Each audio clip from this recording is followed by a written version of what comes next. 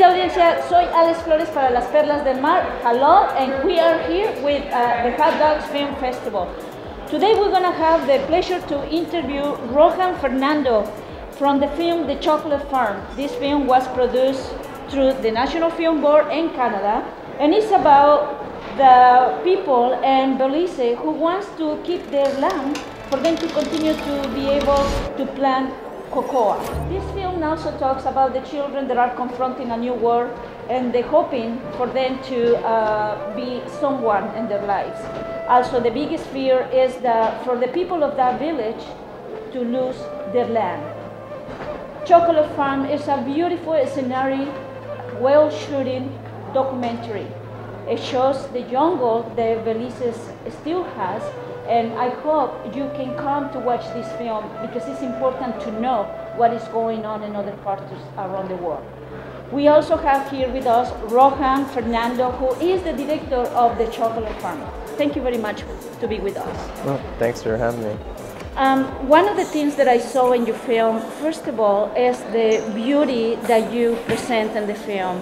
This place, they still have jungle, and it has these beautiful people that wants to keep the land. How do you come to make this film?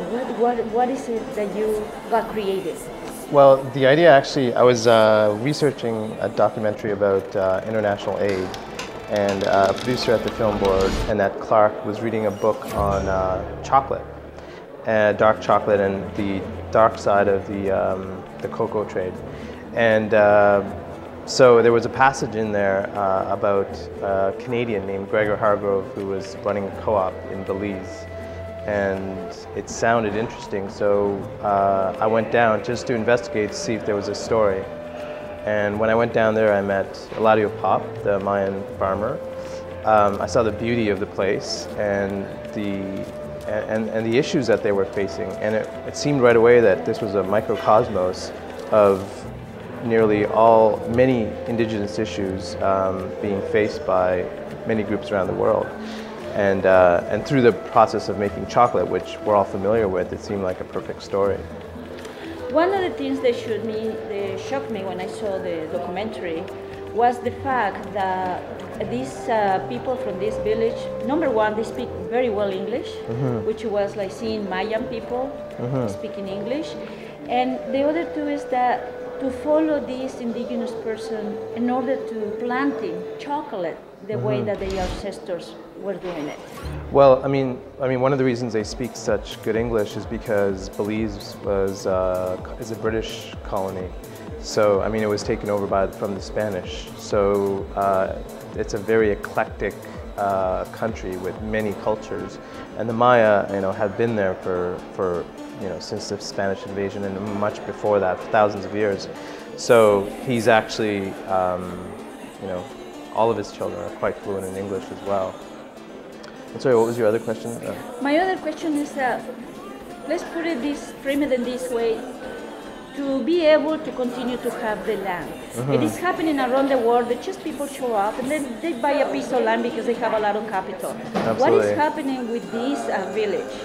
Well, again, historically the Maya have occupied most of Mesoamerica before the Spanish, before the British. So now, they've had communal rights to the land.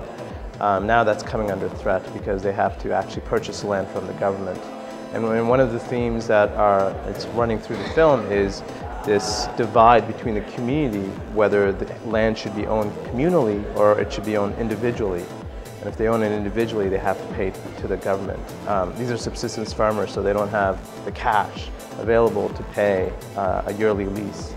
So, I mean, there's ongoing court battle between communal and individual land ownership, and I mean we cover some of it in the film, but there's a much larger story that is taking place.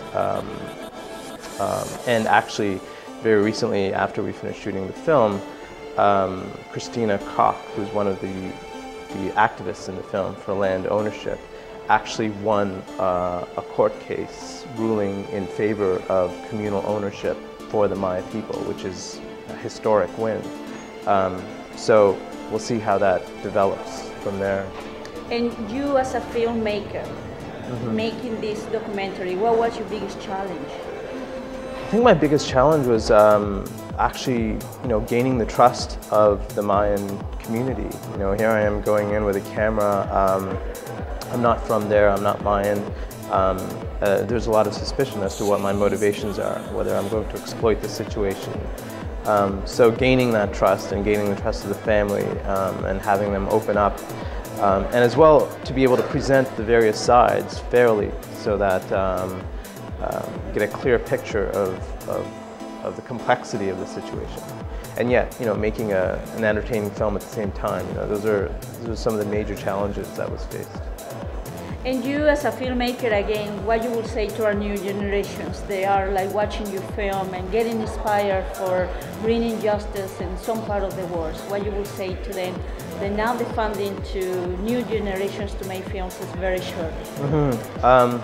Well, it is a problem. Funding is difficult, and with films like this, where you have to be there for long periods of time to gain the trust and understand the complexity and present it fairly. I would say to the filmmakers, take the time to find the compassion in the story, to find the truth in the story, and it's important to be able to present that without having a political agenda, and that was what I tried hardest to do, is to present it as fairly without a bias. To present the human level. Yeah, to present it from the perspective of the community that you're representing, not my perspective. I mean, you, as a filmmaker, you do have a point of view, and that does come across. But at the same time, I feel your job is to present fairly the situation that your subjects are facing. My name is Rohan Fernando. I'm the director of The Chocolate Farmer, produced with the National Film Board of Canada. It'll be premiering at the Tip Bell Lightbox on May 5th, this Thursday at 7 p.m. It'll repeat on May 7th at 7:15 p.m. at the Cumberland Theatre. And then third screening will be at the Isabel Bader Theatre at 1:15 p.m. on Sunday, May 8th. Please come. It's a cinematic film, and seeing it on a big screen will be very enjoyable for everyone.